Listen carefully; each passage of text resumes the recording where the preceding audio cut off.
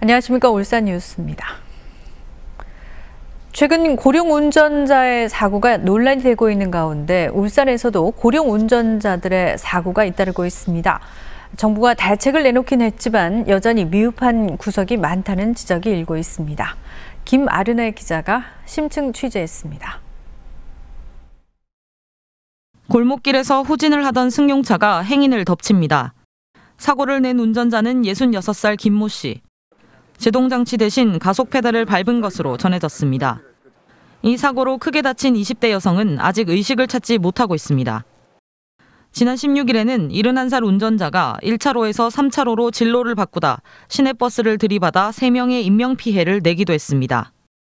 고령 운전자들의 교통사고는 전국적으로 2014년 2만 200여 건에서 2017년 2만 6천여 건으로 3년 만에 무려 32%가량 증가했습니다. 전체 사고에서 고령 운전자들이 차지하는 비중도 해마다 높아져 지난해에는 12%에 달했습니다.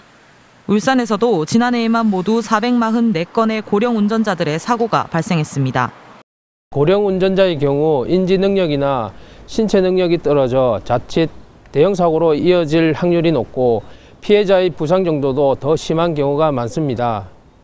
지난해 65살 이상 고령자는 전체 인구의 약 14%를 차지했고 2060년에는 전체 인구의 40%로 늘어날 것으로 통계청은 전망하고 있습니다.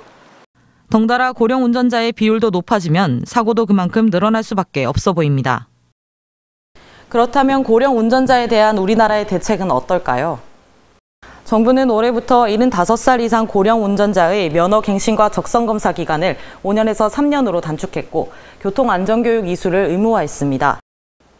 그러나 노인들의 경우 단기간에 건강이 악화될 가능성이 높아 대책을 강화하거나 보완해야 한다는 지적이 나옵니다.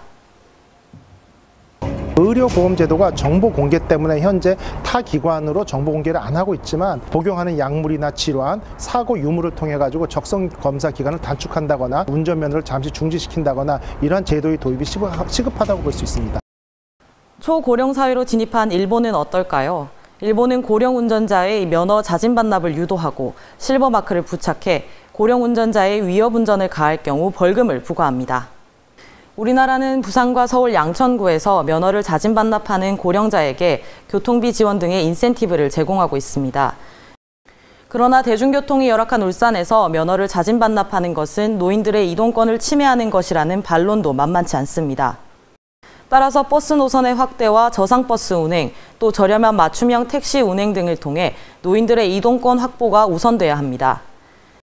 고령 운전자들의 사고를 막으면서 이동권도 보장할 수 있는 지역 실정에 걸맞는 촘촘한 대책 마련이 절실합니다. KBS 뉴스 김아르네입니다.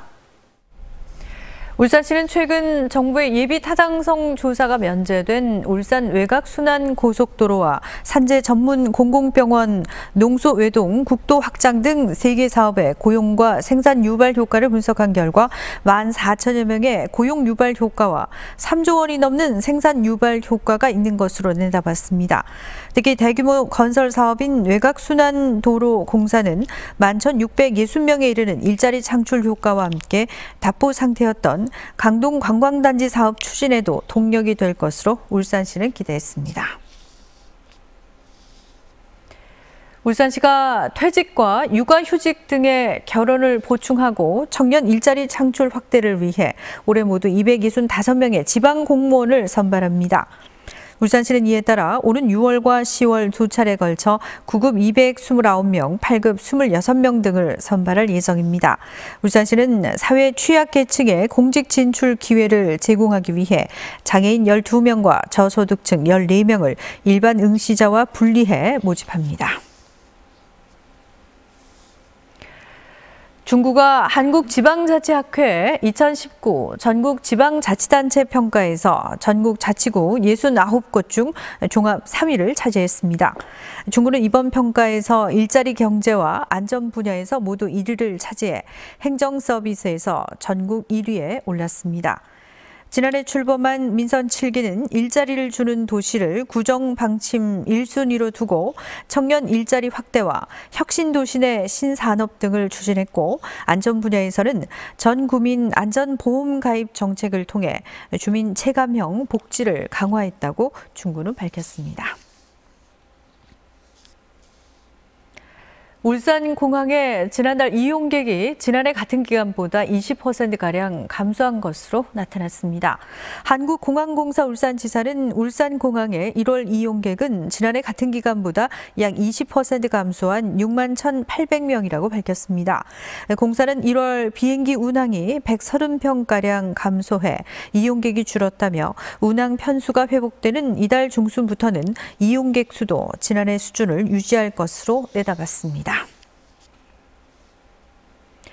남구도시관리공단이 동굴피아와 태화강 나룻배, 태화강 대공원의 심리대숲을 연계한 관광 콘텐츠 개발을 추진하고 있습니다. 남구도시관리공단은 콘텐츠가 부족하다는 지적을 받아온 태화강 동굴피아는 입체 거울을 활용한 미러 공간과 고래 형상물 설치, 착시 터널 등을 조성하기로 했습니다. 이상으로 울산 뉴스를 마칩니다. 고맙습니다.